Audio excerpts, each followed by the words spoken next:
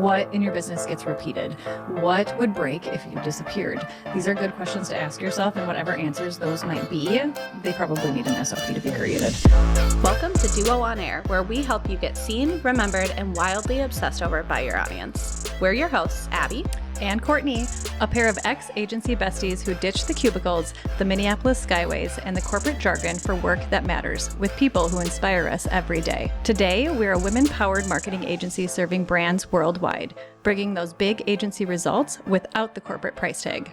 Around here, it's all about what actually grows your business: branding, SEO, websites, and navigating the real-life ups and downs of building a dream while raising tiny humans. We're moms, wives, and best friend business partners in the trenches with you, making the hard stuff feel easy and a whole lot more fun. So pour a fresh cup, get comfy, because you're exactly where you need to be. Let's duo this. Do you think someone could step in and run our business, Abby? I think, yeah. No, they couldn't, because they're not as cool as us. I know. See, so that's a convoluted question, man. but it's fine. The whole point is, like, could someone, are there processes in place? Yes. You know? And but yeah, no one can run it like you. No We're one can not run it like saying you. that. But do you have what we call an SOP set up? So if somebody did step in to run your business, they would know all about it. Yeah. That's what we're going to talk about today. We're going to talk about SOPs, not because we love operations, but because SOPs create freedom.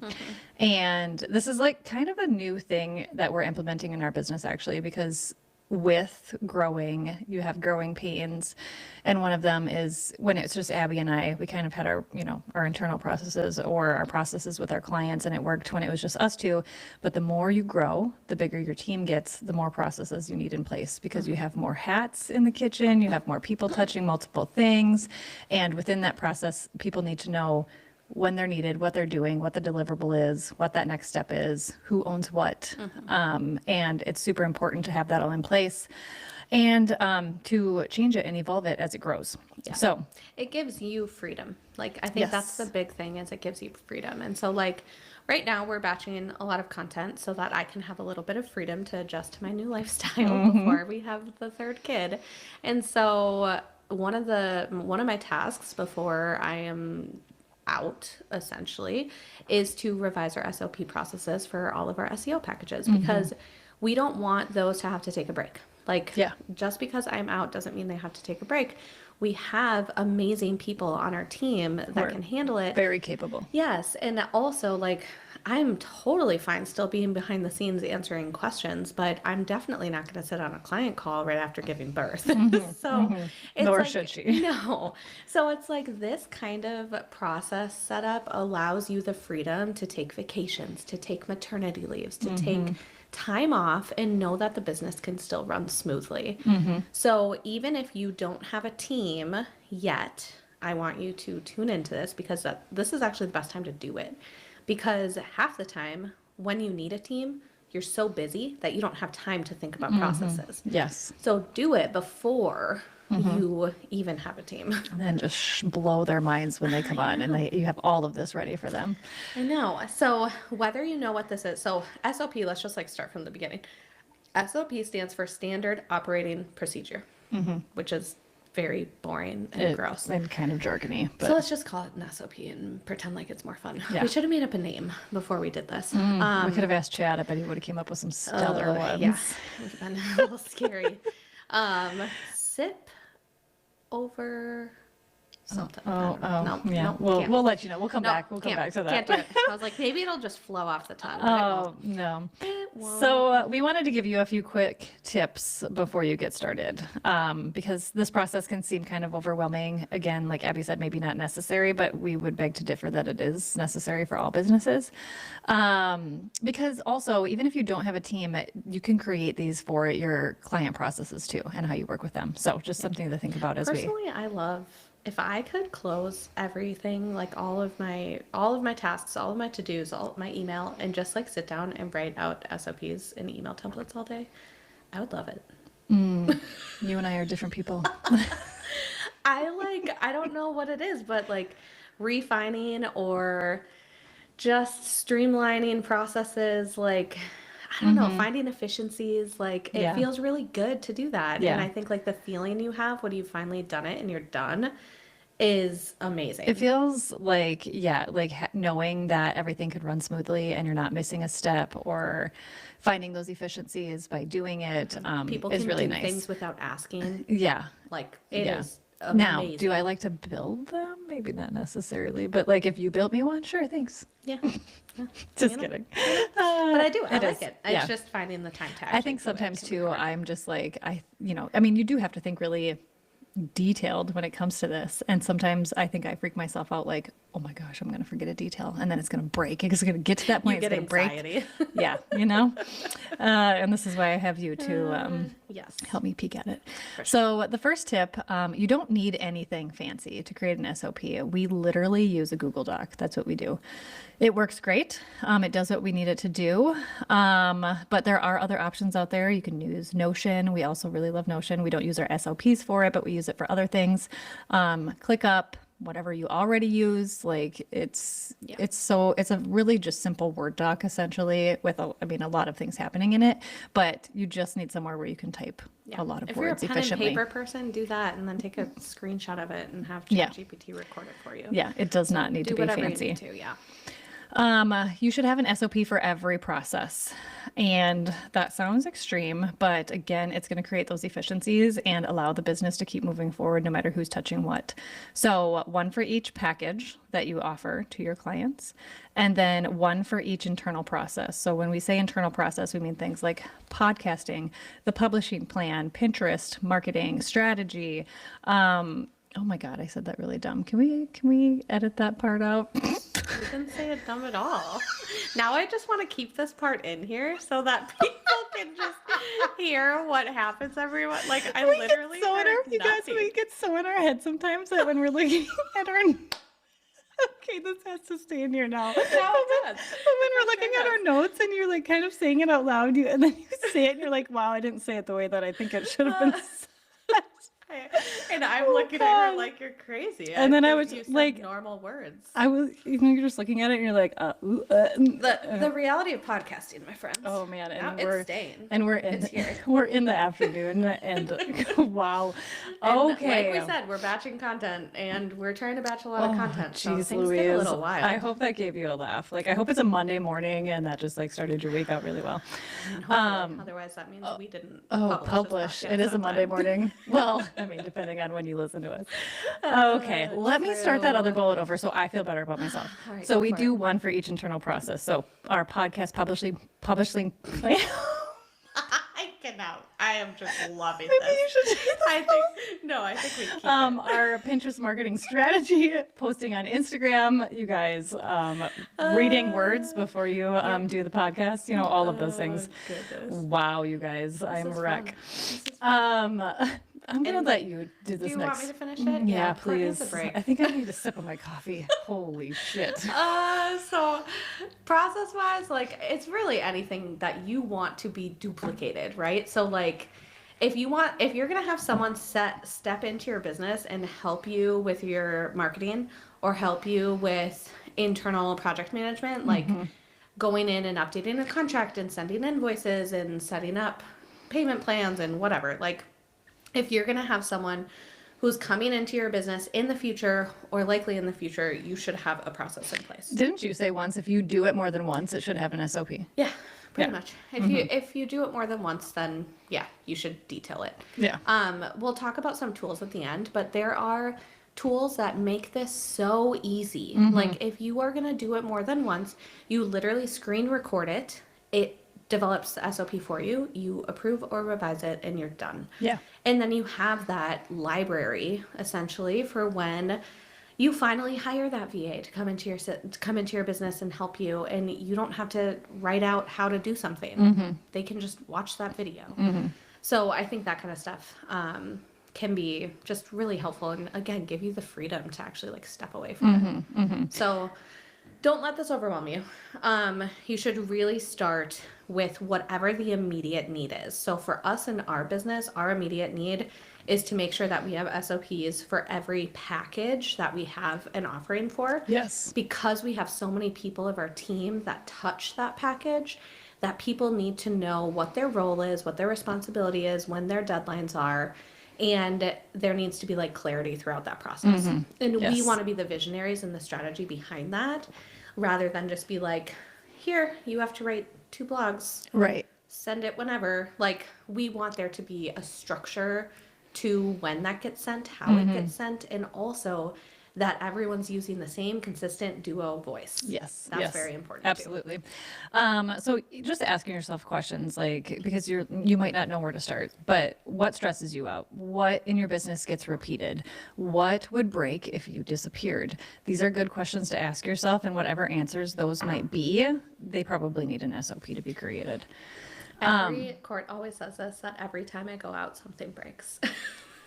Not just that, I mean, kind of, but also unique But it's not scenarios. related to me. It's like, why does this happen when It's I'm gone? like such unique scenarios. Like somebody asks the most off the wall SEO question, and literally nobody on the team can answer it. And we're just like, what? Like, our Or proposals broke our last time. proposals broke. They literally broke. Nothing was working. And Heidi and I had to like figure it out on the fly. We were like, what is happening? Nobody can sign a contract. Nobody can pay us. Nobody, whatever. And we can't send out new proposals. It was just wild. So I And told those are Abby the things other too, day, like, I was just what's like, breaking I'm that- terrified. And Yeah. she was just like, you terrified what? Of like, of work, of whatever. And I'm just like, pretty much everything. And I was like, you're going to go out and like, literally, it's like karma. And I don't know why karma's coming at me, but it's just like something happens and whatever. Heidi and I will just like freak out for a few months and we'll figure it out and we'll be fine. No, it'll be great. Nothing will break. We'll have processes and SOPs, and it's beautiful. Man. So anyway, on that note too, so like, you're gonna need these SOPs are like living, breathing documents. They're going to evolve. You're going to update them as you grow. They're not one and done. No, So they should never be one and done, really. no, They can maybe we- last for a little while Yeah. the way that they are, but they're going to evolve and Right. change. So before we hired our web designer, we built out an entire process for our website packages. So we built out the entire process, built out all the email plans, and after a handful of projects, they all need to be kind of readjusted. Not like strip them down, start over, readjusted, but we've learned some things along the way and some efficiencies, and the full team is bringing those efficiencies to us. Yeah. So it's not just us being like, this can be better. Right. In some instances, Yeah, it Laura's is, had but- multiple things to either add or even eliminate in the process, and we're like, yes, we agree. Yeah. Or sometimes, we don't do everything that Laura does. She's our website designer, so it's just like, she'll ask something, and we will ask her, "Is that easier for you?" Because if that's easier for you and more efficient for you, then yes. Yeah, for sure. It's not going to compromise the client experience. Great. Right. So, that's the beautiful thing about keeping it really simple in a Google Doc is that we can leave comments throughout the process. Like, hey, I don't think this is working very well, or this email template doesn't actually make sense now because of X, Y, and Z. So it helps us have those conversations and then go back to the documents and update them because, again, they're things that are going to change and evolve as you grow. Yes, yes. So there are two kinds of SOPs that we're going to be talking about today, but the process for both of these is very, very similar. And we've already kind of talked about it briefly. Internal processes, which are how you do things within your own business, and then external processes are those client services. So here is the process. So if you have never created an SOP before, this is how we do it. I'm not saying like this is the only way to do it, but this is typically what we do before we build any kind of SOP. So step number 1 is we first make sure our packages are aligned and make sure nothing needs to be refined. So what's included in each package, what's not included, what are the phases of the package, if it's a really long package, is it short, like how long does it take, what's the timeline, and then what are the final deliverables. Making sure all of that is super clear because all of that will have to go into your SOP and all of that will also have to go into like your email templates. So things like what's not included, you need in your email templates, those things to catch red flag concerns and you're at this round of approval, there's only one more, or you're at the final round of approval, here's what it's going to cost moving forward. Yes. Like you need those things in there so that you are protecting yourself. Yeah. And it might feel uncomfortable, but you need to, because you need to protect yourself and your business. Yeah. So this is really important. Take a moment to refine your packages. Make sure you capture any feedback from your clients. Like if you've had feedback on the process, we've also in the past sent out surveys to past clients to ask like, how is this experience? Give us the good, the bad. Like, tell us if there's anything that you see that could be improved. Like, we're an open book. I know there's one, I feel like we've gotten the feedback of like the timeline email and like the robust timeline for larger projects is overwhelming. And they say it's overwhelming, but they were glad that they received it, which is good feedback for us because then the next time we work with somebody who signs up for that package, we can say, hey, you're going to get this email. It might be a bit overwhelming. It's a big email, but it lists out the entire timeline.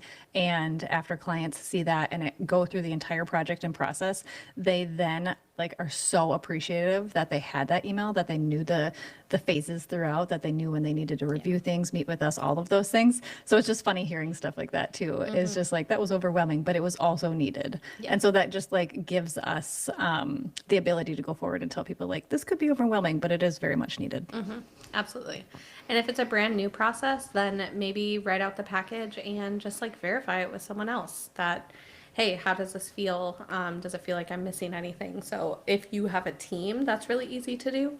But if you don't have a team, then that can just be something where ask a close business friend or a mentor or a coach or anyone else that can kind of like verify some red flags. Like this is what the very first SOP we wrote was, 4 or 5 years ago, probably, when we were working with a coach and she called out these points where she was like, this is vague, you should be more straightforward. This is a situation where you need to like call out the round that you're in and the deadline and how much is it going to cost if it goes over. Like it was actually not natural for us to include that because it feels weird, but also it's like, no, the transparency is exactly what the clients need because as a client, you also want to know, I don't want to know, like, I don't want to get charged for something that all of a sudden I didn't Wasn't realize. communicated to me, or I got to the end of the process and I didn't realize that I only had one more round left or whatever that may So be. the clarity and the communication is so important. Yes, yes. So step number 2, write out your processes. So this is something where we tell you not to overthink your formatting. That's a really hard thing to tell a designer. Do not overthink your formatting. Our Google Doc does have our brand color hex codes in there. It does. I So don't think it has our fonts though. No, I don't think you can add fonts to Google Docs. Thanks, Google. Boo. But our colors are in there. Yes, you can add your it your helps. actual hex colors, but I don't think you can upload fonts to whatever. Anyways, don't overthink your formatting. This is not meant to be like a sexy doc, and it's just internal too. So we open up a Google Doc. You basically pretend like you're training a brand new hire. They don't know nothing about you. They don't know nothing about your process, how, how things go within packages, whatever it might be. And then step 3, you write every step as if they've never done it before. They don't know nothing about you. They've never done this before. They need to know every single detail. So when you're doing stuff like that, when you're formatting it, make sure to use bullet points. Again, we don't need, this isn't supposed to be novels upon novels. It's supposed to be, quick reads, but like very detailed quick reads. So that's where bullet points to kind of the formatting makes it not so crazy to look at. Using screenshots as examples to show different processes or different steps or different things. Loom recordings, having those embedded in there if there's something that you need to get a bit more specific about or show behind the scenes. The Loom recordings are great. And then links to templates. So let's say you have a link to an email template that you already have developed. Whenever they get to that phase in the SOP, they can click that link, be brought to that template, copy that email, send that email. You're making this super easy for them to go through step by step and do exactly what they need based on where they are in that SOP. So let me give you, I will put this in the show notes. We'll put like a little screenshot of an SOP of ours in there so that you can kind of see. But I think hearing sometimes the bullets of like how specific this gets can be a little mind blowing, but Yes. also make a lot of sense. So this is kind of an example of like how we start our website projects. So number 1, client completes the discovery questionnaire. They provide all brand assets and images via a Google Drive folder and then sets access to anyone with the link. That might seem crazy, but guess what? Those are all details that are inside the questionnaire to make sure that we have access to what we need to have access to make sure it's in the right place. We know it's in Google Drive. Things like that are specific for a reason so that we can clearly communicate. And again, if someone comes in and they're managing this project and say they've never done that before, one of the questions they could ask is, where should they put the assets? And it's like Google Drive. So it's so specific for a reason. Yes. To provide clarity and eliminate questions. Yeah, and even down to access set to anyone with the link. If you don't set that to anyone with the link, then people might have trouble actually accessing that file and have to request to access it or something. So it's like even things like that help down the line for whoever needs to get access into there. They can just seamlessly do it. They don't have to bother somebody else to like let them in. Yeah. So a few other bullets, Heidi, who is our project manager. So we also have the clarity in who is doing what, which is really helpful. So Heidi updates our project resource folder with details, logins, questionnaire. Heidi creates the Canva template in the Google Drive folder for the client that everyone shares. Lauren now makes sure that she has access to analytical tools. We literally detail out every single thing that needs to happen. And like, for example, say we didn't have this bullet of Lauren, our SEO strategist, making sure that she has access to the analytical tools. Well, we're all of a sudden going to get down to bullet number 15 and we're going to be at the audit phase and Lauren's going to be like, shoot, I don't have access to this. And we have a meeting tomorrow. Like, now it might be too late or it feels like a rush to the client. And so it's like, no, at the point of kickoff, let's have this discussion. Make sure we have access to all the right tools and that we're good to go so that when we actually jump into the research, we have what we need. So you can see how specific this is. And it didn't start this way. It grew this way as we hit hiccups. Like, I guarantee you the whole reason that bullet is in there of, Lauren, make sure that the old website and the analytical tools and you have access to everything that you need. Guarantee you that's in there because we got to a point where we didn't have it. And then we were like, let's make a task for this. Yes, yes. And like even down to sending emails. So like Abby and Lauren to send a follow-up email to recap a live call, and down to meetings. Courtney and Laura have a meeting with the client to align on the design direction. So it's like, it's everything. Yeah. It's when to send emails. It's who is sending the emails. It's when you're having meetings. It's who's on those meetings. So it is literally every phase of the step for whatever service you're offering. Yes. And the client does not see all this detail. They don't need to. No. This is internal. Very this internal. is for us. So we do have some like color coordinating in our doc where we're like, okay, this is pink is all internal reviews, green is all client meetings, and blue is going to be an email template. And like we don't need to make it like a rainbow threw up on it, but obviously there can be these little moments of like, this is internal only.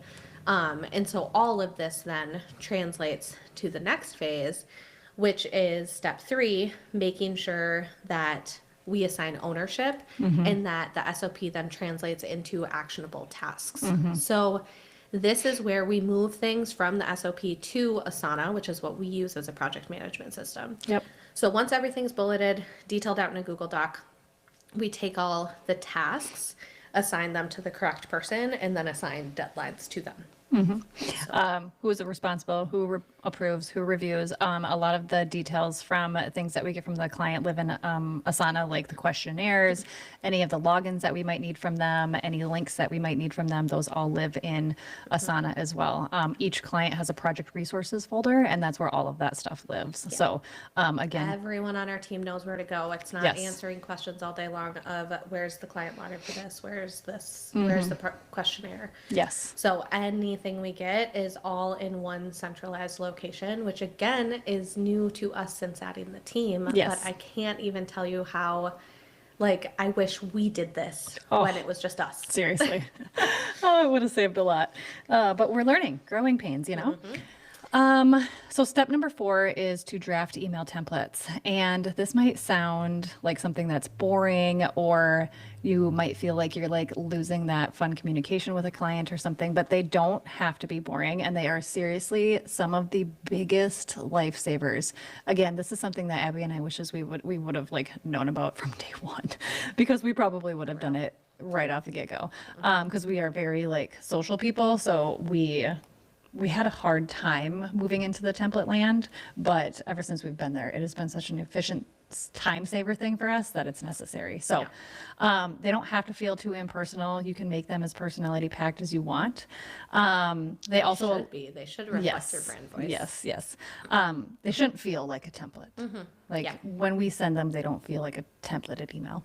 No. They also allow our team to speak in the same voice, so our duo voice, regardless of who is sending that email, because obviously we write these emails to sound like our duo brand. So anybody who is communicating with our clients at the time, we all sound the same. Yeah.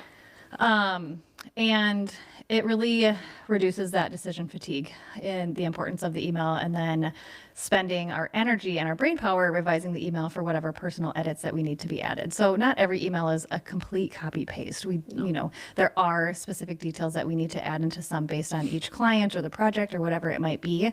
But it does take away a lot of that decision fatigue on drafting a new email every single time. Yeah. If it's, especially like we said, if you are going to send this email more than once, Yes. it should be a template. Yes. So if you are going to send the review of a website, like round 1 review or round 2 review or whatever it is, if you're going to send that email more than once, write a template out. It doesn't, like, there are spaces in every single email template that is like, here's the personal things or the next step action items that are unique just to you. But the things that we don't have to rewrite every time are like, here's what round we're on, and here's how many rounds you have left. Here's what happens if you need to go beyond those rounds, or here's like next steps or next whatever. steps, all of that. Like, there's so many things that are Repetitive. yeah, and you don't have to rewrite them every single time. So Yes.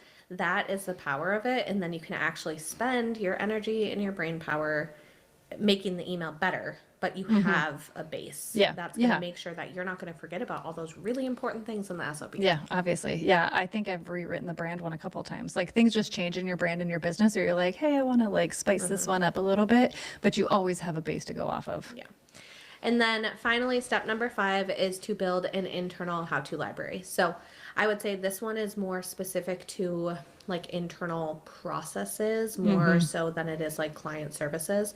But we also, like, all of our SOPs live in one place in Google Drive so that everyone can access regardless of, like, is it a website project, an SEO project, a branding project. Everything's in one place so everyone can access the SOP regardless of what part of the project they're coming in at. Yep. But also having an internal how-to library on how to update a contract, how to update an invoice, how to publish your podcast, how to optimize a blog, how to onboard a client, how to run launch week, whatever it is that you need maybe assistance on. So, like, for example, if I need someone to jump in and create a new affiliate for our course, that doesn't need to be me. No. That's not a CEO task. But anyone on the team could do that. So say, like, Heidi, we know that's her role. Heidi's the one that does it all the time. Heidi's out sick.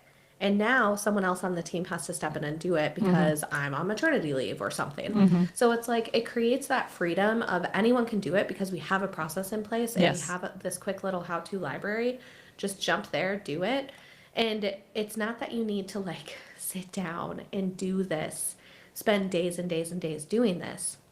You can make that process when you have to do it next time. Next time you create a contract, record it.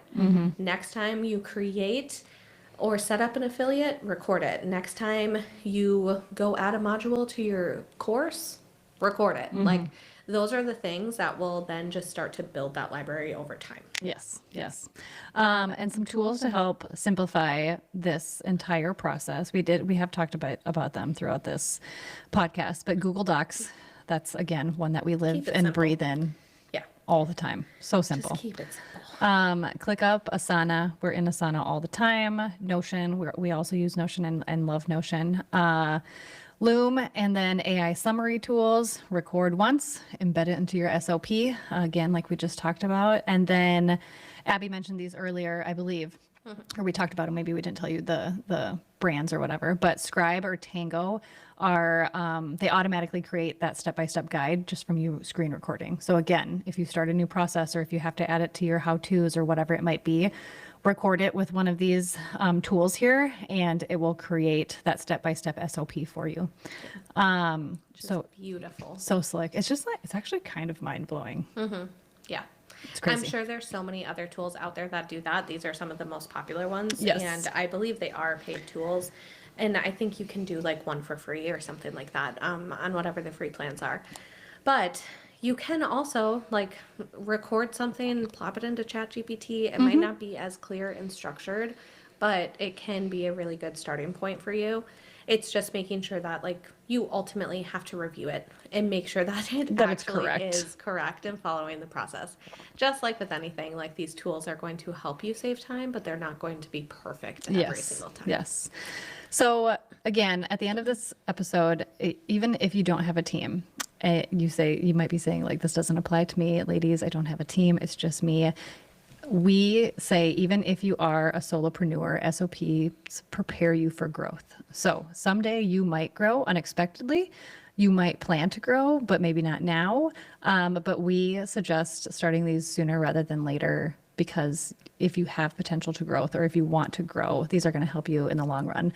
And we used these even when it was just us two. Yeah. So we used email templates and process templates before we even grew a team. So even just with us two, it was super helpful for who was doing what, when, who was sending what email, copy, paste, fill in the blank places that you need to. So even just as us two, before we grew to the team of 8 that we are now, it was very helpful. So we strongly encourage, no matter where you are in your business journey, solopreneur or growing a team, SOPs are really crucial for processes, for your packages, for step-by-step, for who owns what, and just to create as many efficiencies in your business as possible. It's time for a refill. Thanks for tuning in to another episode of Duo on Air. If you loved hanging out with us today, here are 3 quick ways to support the show. 1, subscribe so you never miss a new episode. 2, share this episode with a biz bestie and tag us on Instagram at duo.collective. And 3, leave a review because we love hearing from you. Finally, keep sharing your episode ideas. We love creating content for you. Head over to duocollective.com to catch up on all the latest episodes, brand and website makeovers, SEO tips, and so much more. See you there. Let's duo this thing called business together.